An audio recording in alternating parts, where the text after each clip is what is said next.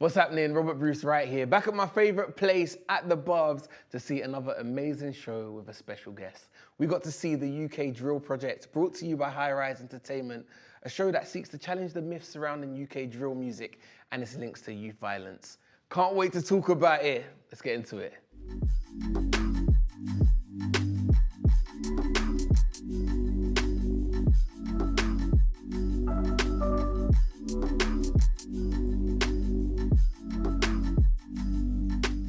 Yes, what's happening? Robert Bruce back at the Barbs for another wicked show that we got to see, the UK Drill Project. And I went with a special guest as well. You might know him for his silky flows, amazing voice, coldest raps as well. Can I get a hello? My name is, and I am. Yo, my name is Jelani Blackman. I'm a rapper from London. Yes. And you was at the Barbican. How was it? Have you been here before? Yeah, a lot of times. I actually came here the other day with my mum to do like an architectural walk around. Yeah, it was good. No, it was good. It was good. Although I also heard from secondhand that there was a lot of bias because people that live here get first dibs on who can do the tours, but they just like to chat about how sick it is here. No way. Yeah, but it's a cool building. So you said it was an architectural walk around? Yeah. And who's into architecture? You or your mum? Both of us. Yeah. No way. Yeah. And what did you see? Like, what did you take in? So there was lots of stuff about how during the time it was designed. So I'll give you a walkthrough. It was designed like they were really into. People think that it's brutalist, but it's actually not. It's more based on like old school Egyptian shapes. So you get lots of stuff like the half circles, and if you look at that building up there, like all the cartoons that come out like that. It's interesting. No, that's crazy. I did not know at all. Have you always been interested in architecture? Yeah, I guess so. What was your perception of the Barbican before, like growing up, sort of thing? Or when was the first time you came? Did you have a perception of the Barbican? I do. I remember the first time I ever came here was for a Star Wars exhibition when I was really young. Yeah, and I just remember feeling like it was something from Star Wars. Oh man. Yeah. That's what I think of every time I come. So obviously the UK Drill Project was different to the Star Wars exhibition. It was just a little bit. When you walked in, what did you expect first and foremost? Like, did you look into the show before, or did you think I'm just gonna come and take it in as it is, sort of thing? Yeah, that's that one. The second. Okay. Yeah, it's really interesting. It was interesting getting the context of the exhibition first, like the space and seeing, kind of framed what they were going to be going into, I guess, because I wasn't really sure whether it was just going to be music based or whether they're going to give like, I guess more like social commentary vibes. So yeah, I kind of knew what to expect after seeing the exhibition. It's cool that you got to see the show because obviously you're an artist yourself, you're a musician yourself, so we can dive into so much. But what were your overall takes on the show from like the jump, just overview of the Drill Project? So I thought it was very impactful. There were lots of special moments, I think. I think it's really difficult. That story's been told so many times in terms of kids in inner cities. And like, I know, obviously I'm from London, I've grown up in it, so it's quite hard for me to see something and be genuinely interested in it. Especially now, like, it kind of generalized. You have things like Top Boy that also giving it to the wider public. That story's been told a lot. So I thought it was really interesting framing it through drill. I thought there were some things that I hadn't seen before, which is unusual. But we're gonna get there. We're gonna get to talk about the show even more in depth. But we're gonna know a little bit about you as well. First of all, what were your like musical influences growing up? R&B really, and rap to an extent, but definitely R&B. I love that, and soul. I play saxophone as well, so that was a lot of that in my house. What sort of artists are you listening to? Lauryn Hill. Yeah. Mary J. Yeah, Jay-Z, but like also Usher, who I think I said earlier is opening a roller rink later on, which I'm going to and aiming to not just write off in front of him. You never know. So a bit of Lauryn Hill, a little bit of Usher. What comes first, sax or rapping? Rapping. Rapping. Well, sax came first, but rapping comes first. Because like in your like. For me, because I don't know, I always struggled a little bit with sax being an extension of my body. And I used to get really nervous playing it, like shaking and all, which obviously then makes it really hard to play. Whereas I never get nervous if I go on stage. So what age did you start playing sax? 9. Age 9. And did you, like, still to this day? Yeah. Still play to this day. And then what age did you start rapping? 10, 11. Okay. But it was like park kind of vibes. It was just like, that was the thing. It was just spitting, just bars in a park with people where you go home, write something, someone would send for you, you come back and then be like, and then, yeah, there was that. Like when you're 10 and you start rapping, who are you looking to? My first, like, I guess, influence in grime, proper influence was Dizzy. I used to have loads of like Reebok MP3s that got sent to me, but I had a CD that was just burnt, and someone gave it to me, and I was going on like a camp thing, and it was outside of London. It was the first time I'd been like outside of London in England, because I don't know people from London, but like we just don't really see that the rest of England. I know that's so bad, but it's so London centric. Like there's just no other part of the UK, you know, other countries, but like I didn't know anywhere. So so I met other people, and they were not like me at all. So I kind of lost myself in this CD, and yeah, it was Boy in the Corner. And but like and it got me. So that was my first like body of work for grime. Did that inspire you to do music, or were you doing music before? I was already doing it. You was already doing But like it was the first time that I really clocked like songs. Yeah. Do you know what I mean? Like songs in grime. Got you. I'd had songs in R&B around me all the time, and like soul and etc. But I hadn't really had grime songs around me, especially of my own. I'm an only child, so I didn't have like older siblings pass the music down. Got you. So it was all me basically that I was finding stuff, or friends. Yeah. Is that like MySpace age? What's happening online around them terms?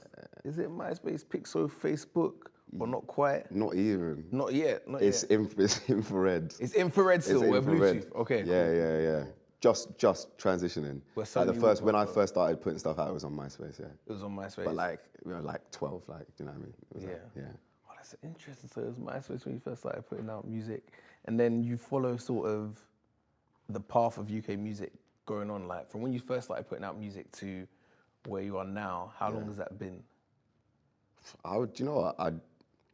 I've been through different phases. It was really interesting. I got playlist on Radio 1 yesterday, and I looked at the list, and it was actually mad looking at it, because I think there are like 5 artists that through different points in my career, life, or whatever, like I've worked with. So this girl called Rina Sawayama, who I was in a band with when I was in college. Fred Gibson, who did my first EP, like Connie Constance and Laura Kana, who I was on my first label with.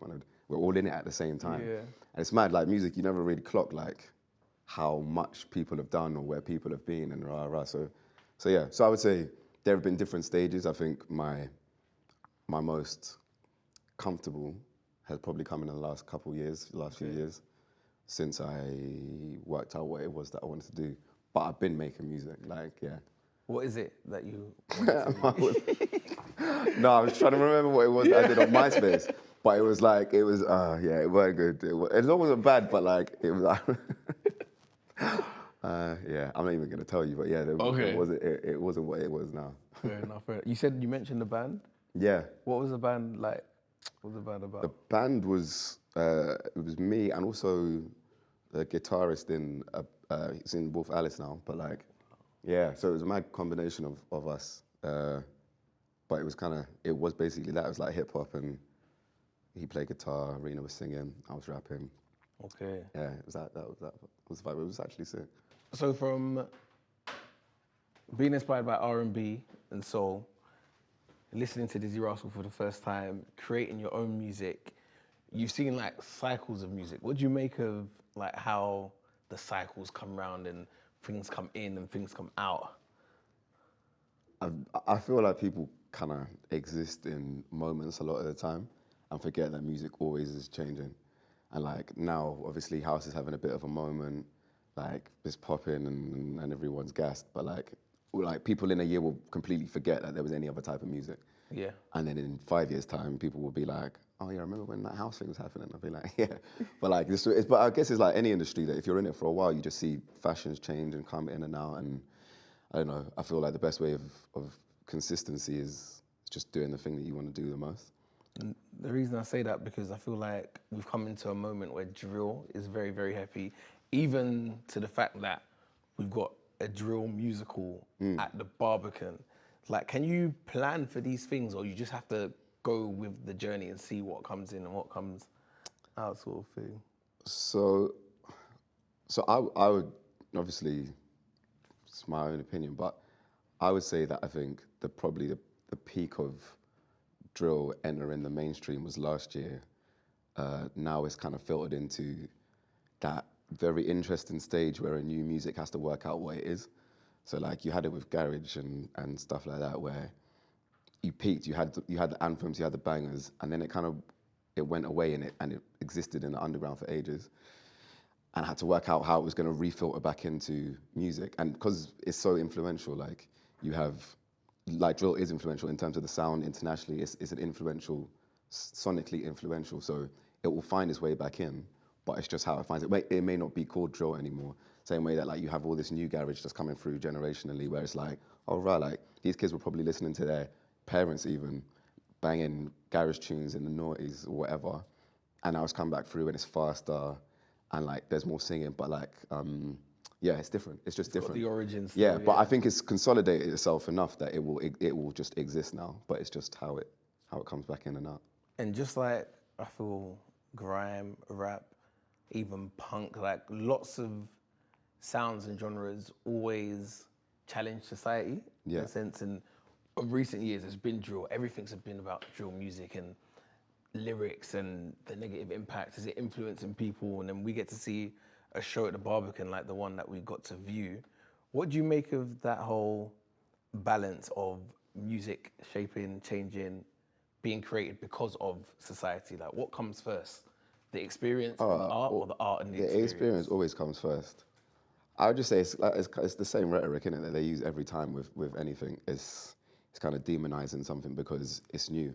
I was watching a series the other day about autotune by T-Pain, bless him, man. Like, he went through some stuff, and like he was chatting about this period of time when he first put out, about how he first found it, and like you have to respect it, but people he really respected and admired were just like, yeah, you fucked up music. And it was like, oh, rah.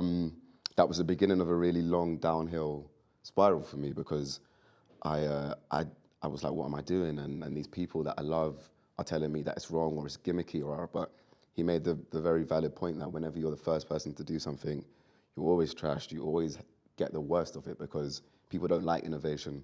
People like, it kind of challenges the constructs that they're in the first place. And as soon as you do that, people feel unsettled. And that's a general thing as well. That's not just music, that's everything. So when you have that kind of situation, you really have to dig deep and be like, okay, cool, what is it that I'm in for? I guess that's kind of what's happening with drill to an extent, is why are we making it? Is it for the art? Is it because it's a reflection of our lives?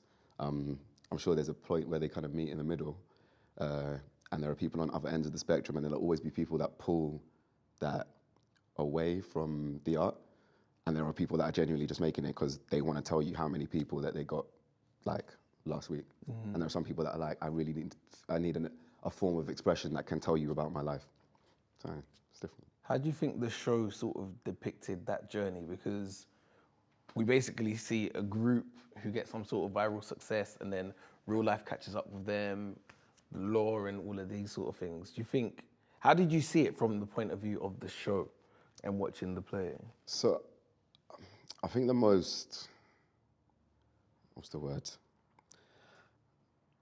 I think the most visceral moment for me was watching the boy when he goes in, TJ, when he goes in and he's just been arrested for the first time and he's fresh.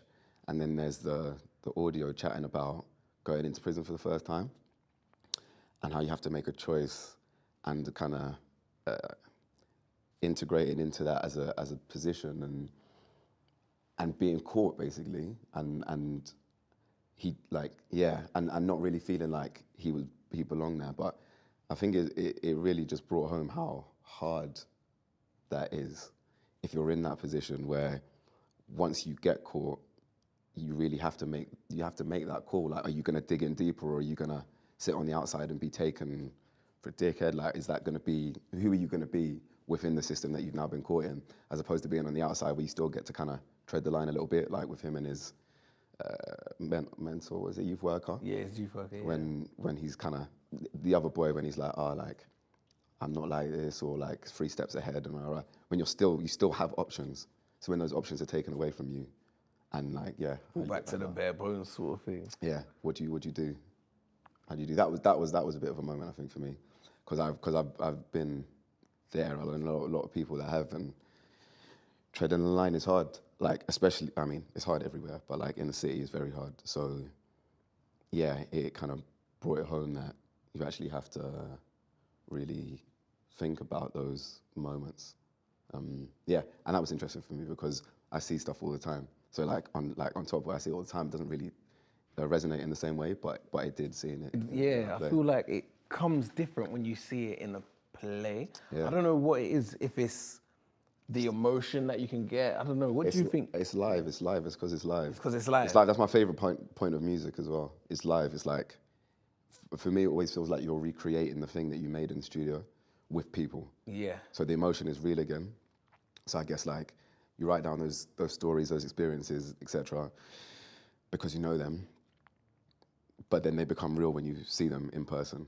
Like that person is actually going through it if they're a good actor, which they were. I'll take the cast because they were good. They were good. I think Highrise really smashed it, and I was interested to see your point of view as an artist, because in that opening scene where they're shooting the music video, and even in the scenes where they're creating the music and like they're going over the lyrics and whatnot, did any of it like resonate with you as an artist? Like, what is that process when you've gone studio, you've created something, you're now shooting the video? What was it like watching that? Yeah, it's not like that for me. Oh, what's it like for you? No, then? it's not like that for me. Like, I don't know. I don't make music with other people in that same way. Like, I never really had friends in the studio, because, I mean, actually, it's a good point, because I don't make music with friends in the studio because I feel like you would make different music. It probably would be less true to yourself because you're influenced by the people around you, whether it's intentionally pressured or whatever, because I think it was intentional. Yeah, it was, yeah. But people mold themselves around the groups that they're in. I'm not a great group person, if I'm honest. Like, I have a group of friends, but they're all individuals that I've met through my life. I like groups of people that I meet, but I just fucking hate group dynamics, man. It makes people idiots. And it does. It makes people stupid.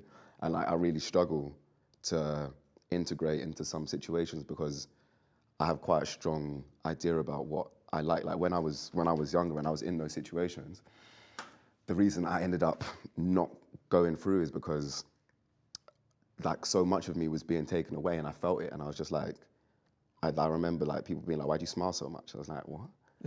It was so weird to me. I was like, but they were like, "Why do you smile so much?" And I was just like, that. I couldn't get it, and so anyway, so in terms of music, I don't bring people into. Yeah. So what's your process? Like, talk us through your process. It depends, man. Like over lockdown, it was. So I produce as well, but I really get a lot from working with other producers, and I work with other producers more than I produce myself. But I love to be hands-on,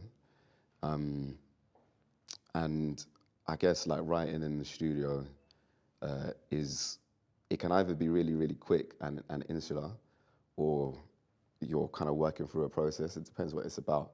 Like there are some songs where I don't really ask people stuff. People, if you work with anyone, like I laugh to myself. I laugh to myself a lot when I feel like there's something funny, but then I'll wait until I'm either on the mic or I'll like, yeah, which is actually really different to how I used to work, because I did come from a background of it's almost like show and tell a little bit. Yeah. When you like spit bars in the park or whatever, you're like, this is what I did. You either get a good response, you get a bad response, and then you'll know whether it was shit and never to say it again. But now this is everyone that you do that to. So if I write a track, I'm like, all right, cool. I know what the vibe will be after it's out, which is a little bit less satisfying sometimes, which is why I like doing live so much, because then you get to see people. And you're like, okay, cool, yeah, that hits. Yeah. Oh, that is wicked. Like when I'm watching the show, I'm thinking about just different elements. For example, when the kid is playing VR, or when they're all celebrating the views that they've got and whatnot. And with some of it, you can identify with. Yeah, I got a VR headset. It gets like that. Does it get? Yeah, what's it like? You got a VR headset? Yeah, I nearly smashed my TV the other day. It does get. Yeah, so I'm watching them sort of things, and I feel like people that criticize drill often don't see the humans behind it.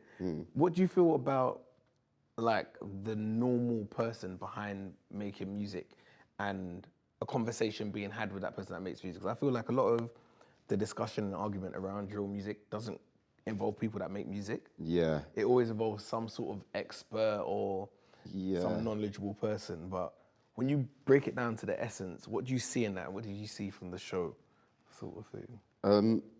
I've always interested in how they touched on towards the end the guys. Well, the Project Alpha thing was say that was one of my favorite things. Just about the interpreting drill lyrics to convict kids when it was sometimes fabricated or it was just them being in places and thinking that it sounded cool. I thought that was very interesting, taking words and I guess taking the art and making it a confession. And those people that are doing that have no experience about what they're actually talking about. It's like, yeah. I mean, I know it was intentionally cringy, but like, it is cringy when you hear people like experts being like, oh, wow, rah, rah. Do you know what, actually? So I had a really mad moment the other day because I had a chat with a friend who said something to me. Well, I was chatting about something else that was kind of similar to this. Yeah. And I know from experience, the narrative has always been, if you're a certain age, everything is so violent. It was the same when I was younger. It was the same when my mum was younger. It's been the same since teenagers were created in the 50s. No, I swear down, that was a little bit earlier, but yeah, like when the idea of being a teenager was created. Like, oh yeah. Because there was no teenagers before. It was just you were young and then you were adult. Like you had like you were just, in Victorian times, there were no teenagers. You were working at 9. Like it's a new thing. Even the idea of being a teenager is new. So since there's been teenagers, there's always been conversations about what it's like to be a teenager. And it's always been, the youth nowadays, they're so violent, rah, rah. And he said it to me, and I was like, right, like, do you not understand that's what we had? I was like, it's so interesting once you hit a certain point, it's just like the natural thing to move into where I guess, I don't know, you're at a certain stage in your life where you slip into the same old things that the old people before you had. And I just don't think it's true. Yeah, there is a lot of violence. And I guess on paper, different types of violence, bigger knives, more gun crime. But I think the root of it is the same. Like, it's societal issues. It's not that the youth are more violent now. It's just that the society is more fucked up. So it's related. Do you know what I mean? It's tangential, the relationship. Yeah. As things increase, like, obviously things get more violent, but it's not, it's not that youth are becoming more violent out of nothing. They're not just being born more violent now. So when you hear people talk about it and they're like, like kids nowadays, it's the same thing. It's the same thing. And it's the same conversation that's been happening for years because people like to blame something. You want to scapegoat it on music. Music's like, people love music because no one can really like back it or defend it. Mm-hmm. Do you know what I mean? Like when you say it's quite hard to defend your music, especially when it sounds like that. So yeah, it's, I was about to say, I think fuck them, but like, do you know what I mean? Like, I don't really care what they have to say because I don't think that I think they're not informed by the right things. And I think that the things that they're saying are the same things people have always said. I don't know whether this was intentional, but there wasn't any like massive relationship stuff in there, except for the one between TJ's. I think it was his sister and the other guy. I thought maybe that might be something that's going on, that the kind of balance between people feeling connected and being in relationships is getting harder. I feel like social media came up in terms of the virality of the video, but it didn't really come up in terms of how people are dealing with relationships in today's world, because it's hard maintaining stuff when you have hundreds of people like that you're looking at also looking at you, and they seemed to not be on the same page. I don't know. It's like they connected around the thing. So whether it was playing games, they connected on that, or the VR headset, they connected on that, or the music, they connected on that, but without connecting with each other. Yeah. They're really keeping each other in check. That's like kind of true to like some groups and some stuff. Like some people fall into a group just because that's the first person you met at school, or that's the football team that you play for. You just fall into a group and then you grow up and go your separate ways and get divided. But Yeah. do you think that's reflective of what's going on in society a little bit? Yeah, I think so. I think it's like well documented that people are always saying like we're the most connected but the least connected that we've ever been. It's problematic when it comes to things like, I guess, the music and kids, because if you don't feel connected to the people around you, then you're gonna be more likely to make bad decisions, I guess. Like, and if you're being influenced by people that you'll never see, like like what 100 comments on something being like, oh, I did this to my man, or rah rah rah, and it's like, okay, cool. I'm gonna base what I do next off whether they're gonna react to it, as opposed to what your immediate surroundings are like. Obviously, you can make bad decisions anyway, but I think it just accelerates it. And there are more people to tell you the wrong thing to do, and there's more of a platform. It's easier to benefit off of it in certain ways, which I guess is kind of goes back to what he was shocked by. TJ was shocked by, is that like he was really excited about benefiting off the thing of drill, but wasn't really prepared for the consequences of it. Yeah. Yeah. And I think that comes a lot in that sort of drill space. But what I find interesting is how drill is so commercially viable, like in the UK, around the world, and the audiences that buy into it. What do you think gravitates people towards drill? I think violence is viable. You think it's I think violence is, it's cultural safari, man. Like everything that people like is things that they don't have. It's on the other side of stuff. And it's violence. People love violent things. People have always loved violent things, whether it's TV or film or literature or music. It's the violence. It's because it's extreme. It's like fucking the Jeffrey Dahmer thing. It's wild to me that it's so big and like it's so incredibly violent and twisted, but people love it. People love it because it's like what you would never see in your life. So that's what it is. It's not necessarily, I don't think people really care about necessarily. It is good to listen to. Like, don't get me wrong. There's drill beats that are banging, and I think as a form of music, it has a lot to say for itself sonically. But people love violence. People have always loved violence. When you say that, it's true, because imagine all of the films you go and watch at the cinema. Like, I remember one time I was watching James Bond, and I was like, we've been so conditioned to this is normal, and like people just getting shot and stuff blowing up. And imagine someone made a James Bond drill song. Yeah. People would be like, no, it's too much. Like, it's too much and stuff. But it's why I kind of dismiss that anybody that has any comments on drill, because it's who's framing it. You know what I mean? Like, who's giving you the context? If you're saying drill is violent and it's influencing the youth, like, so you've made that rule for one thing, but you obviously don't really care about the things that you either don't want to see or you want to like willfully ignore.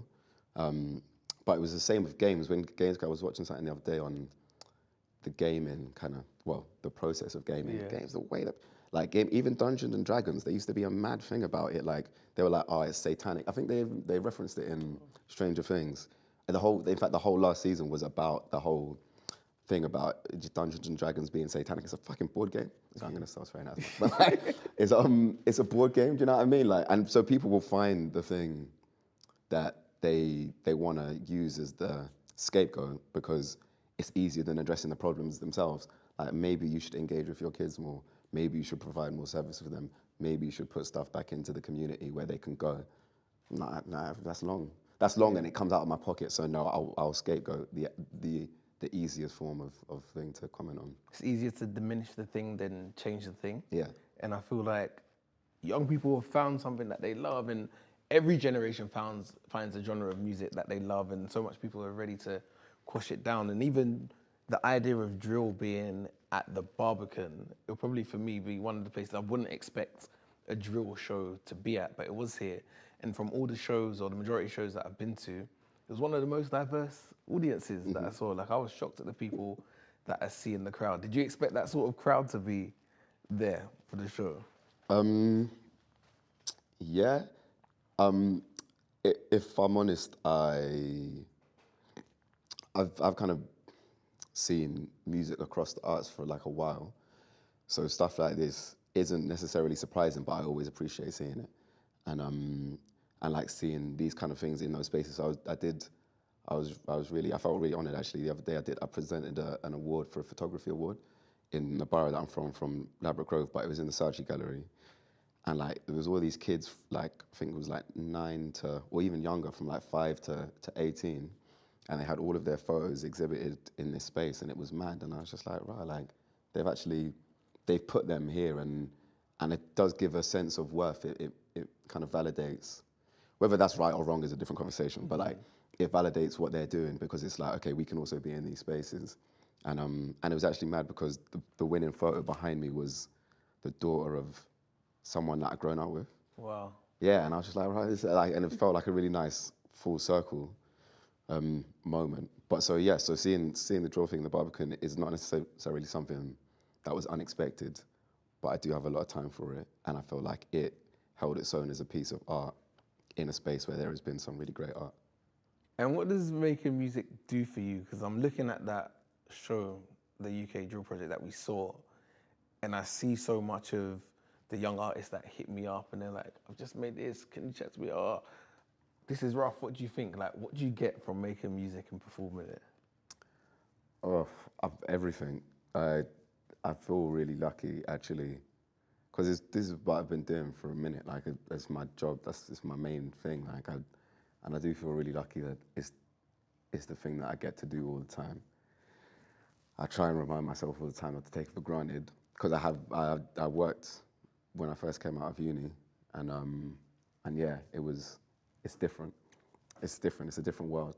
Music is a crazy one. Like, there's some real highs, but the lows can be very low. I think not mentioning anyone by name, but there's a long way to go for a lot of people, and I think